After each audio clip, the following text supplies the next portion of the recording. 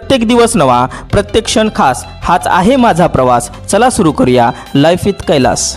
आजच्या प्रवासाची सुरुवात झाली आई दुर्गादेवीच्या आरतीने, कारण आजचा दिवस होता दुर्गादेवीच्या विसर्जनाचा दिवस. 9 दिवस मनोभावे पूजा करून, आरत्या करून, भजनं गाऊन आता आली होती देवीला निरोप देण्याची वेळ.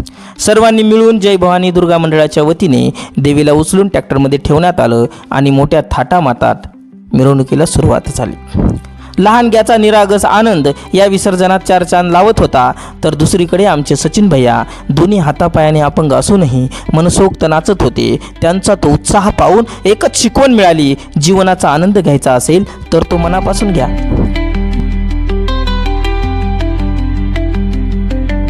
गुलालाची उधळण, डीजेचा आवाज, जय जयकाराच्या आरोळ्या आणि त्यामध्ये महिला पुरुष सगळेच देवीच्या चरणी थिरकत होते.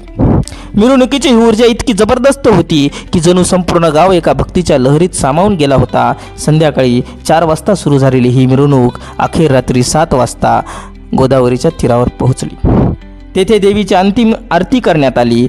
भरल्या डोळ्यांनी, ओल्या मनाने सर्वांनी आईला निरोप दिला. मनात एक खंत होती, हे 9 दिवस संपले, आता पुन्हा एका वर्षाची प्रतीक्षा. पण त्याच वेळी मनामध्ये एक भावनाही होती, आई जगदंबा सर्वांना सुख शांती देईल, आनंद देईल.